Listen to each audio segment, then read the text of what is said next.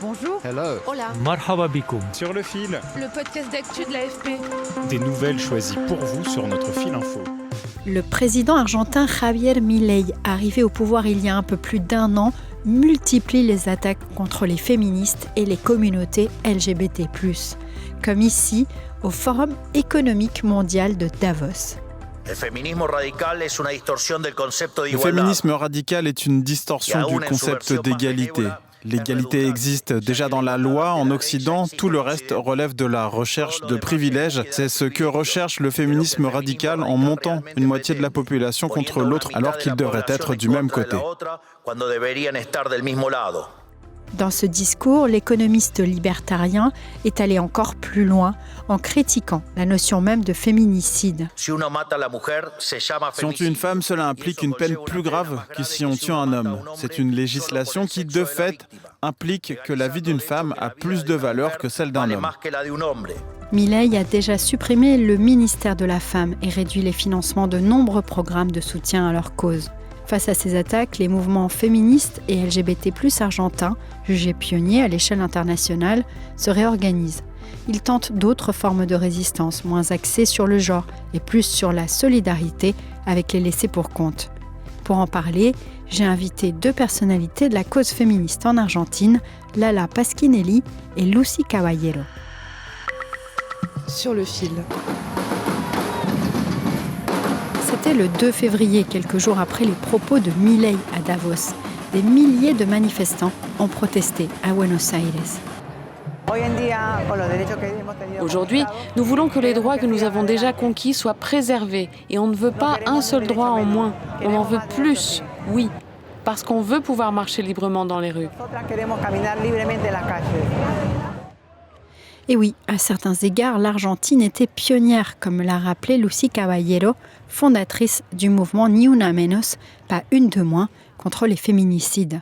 Argentina ha sido pionera, por ejemplo, en la ley de identidad de género. L'Argentine a été pionnière. Par exemple, la loi sur l'identité de genre adoptée en 2012 a rendu possible la transition de genre. Elle a aussi été pionnière sur d'autres lois, instituant par exemple des programmes de santé sexuelle ou d'éducation complète à la sexualité.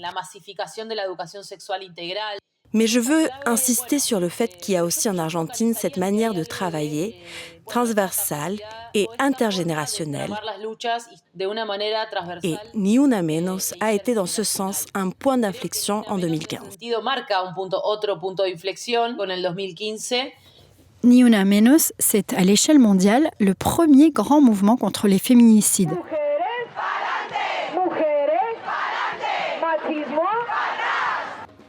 Une notion qui a été d'ailleurs introduite dans le droit pénal en Argentine en 2012 et qui considère que le fait de tuer une femme est une circonstance aggravante. Une première grande marche, le 3 juin 2015 à Buenos Aires et dans 80 villes en Argentine, avait réuni justement des femmes de tous les horizons. Elle a été suivie ensuite par des dizaines d'autres manifestations ailleurs dans le monde.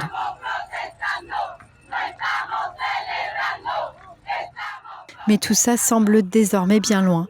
Écoutez Milei, son mantra, détruire ce qu'il appelle le marxisme culturel.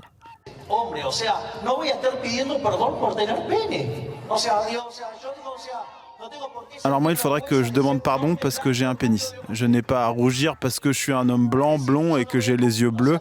Je ne vais rien céder au marxisme culturel. Et je vous préviens, le ministère de la Femme, c'est fini. Parce que l'égalité, elle existe déjà dans la loi. Milei ne s'interdit aucun propos, jamais, et cherche à convaincre les électeurs que les politiques progressistes, y compris le féminisme et la culture de la diversité, sont responsables de la décadence de l'Argentine. Rappelons qu'au moment de son élection, le pays traverse une crise économique terrible. C'est sur cette faillite de la classe politique traditionnelle que Milei a construit sa campagne.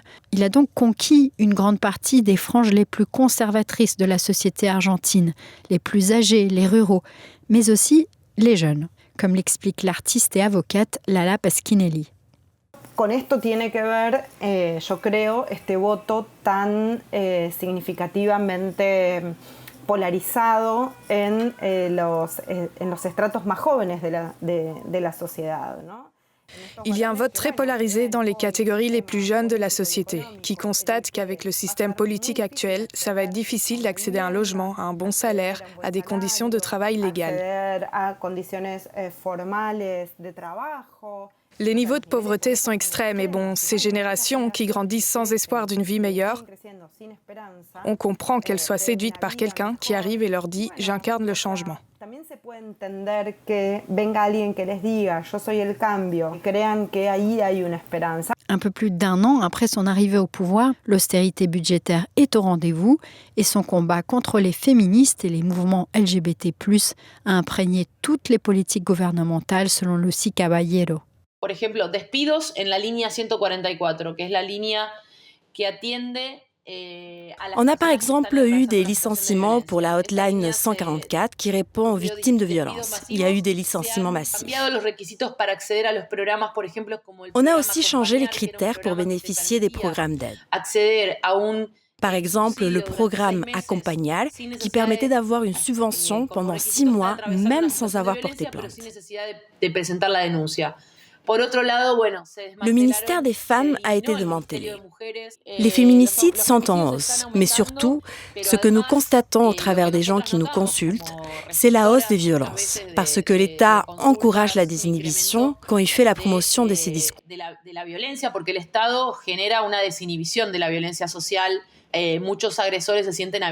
Beaucoup d'agresseurs se sentent en droit de reprendre les agressions, d'autant qu'il y a une grande crise économique qui entraîne du désespoir sans aucun outil pour sortir de ces situations de violence. Comme le souligne l'artiste Lala Pasquinelli, qui a longtemps travaillé sur les stéréotypes de beauté imposés aux femmes, Milei n'a pas forcément besoin de changer les lois pour arriver à ses fins. El simple desfinanciamiento. El gobierno no necesitó ni necesita derogar leyes. Le gouvernement n'a pas besoin de changer les lois. En coupant des financements, il arrive au même résultat.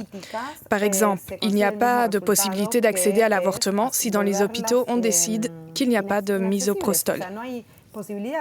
De acceder al aborto si en los hospitales se decide que no hay misoprostol. J'ai demandé à Leila Macor, notre rédactrice en chef à Buenos Aires, où en était le pays en général, un an plus tard. Elle m'a laissé cette note vocale pour me résumer la situation. Cuando Milei asumió el poder en diciembre de 2023, hace poco más de un año, il y a un peu plus d'un an, l'inflation était à 254% sur l'année, maintenant c'est 84%. Et en plus, on a une balance commerciale excédentaire. C'est vrai que les Argentins ne vivent plus avec la peur de voir le prix des pommes de terre multiplié par 10 d'un jour sur l'autre.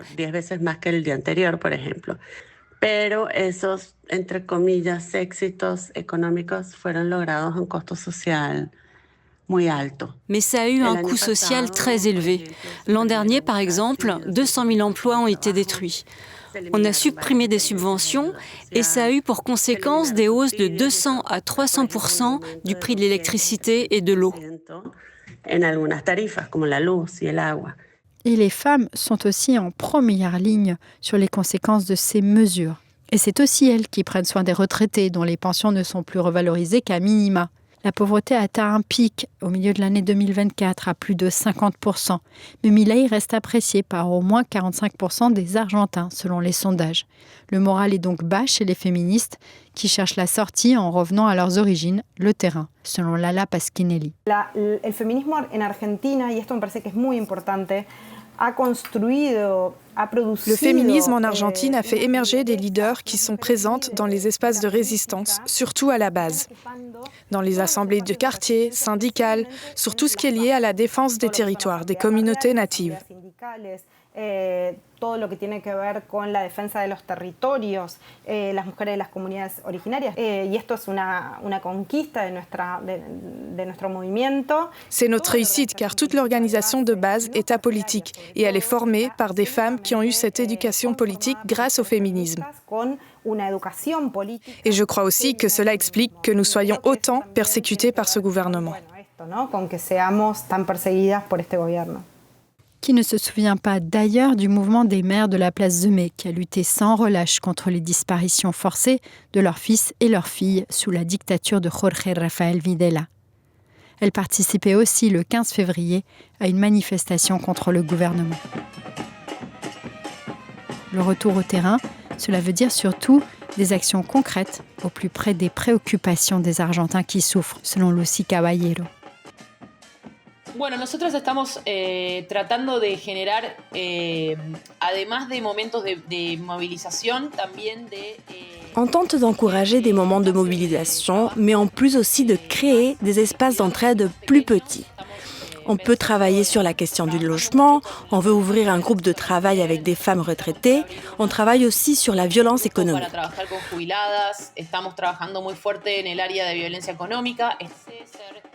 On veut être le plus généreuse possible pour nouer des alliances. Ce n'est pas le moment de rester en ghetto. Il faut s'étendre, rejoindre d'autres luttes et aussi renforcer des mobilisations plus petites, plus locales. Même son de cloche pour Lala Pasquinelli, qui cite l'exemple des récents incendies en Patagonie. On s'organise pour aider des gens qui ont perdu leur logement, pour qu'ils puissent reconstruire. On s'organise pour obtenir des vivres, des fournitures scolaires. On soutient la vie. Et c'est ce tissu social qui nous a toujours maintenus. Et je crois que c'est ce que cette idéologie cherche à combattre. Les Argentins auront bientôt leur mot à dire dans les urnes puisque des élections législatives partielles sont prévues en octobre. Javier Milei, lui, espère y renforcer sa base parlementaire encore étroite. Sur le fil revient demain avec un 3e épisode sur les droits des femmes consacré à l'émergence d'une diplomatie féministe préparée par Maxime Mamet. Je suis Michaela Cancela-Kiffer et je vous dis merci infiniment de nous avoir écoutés et d'être avec nous. À très bientôt.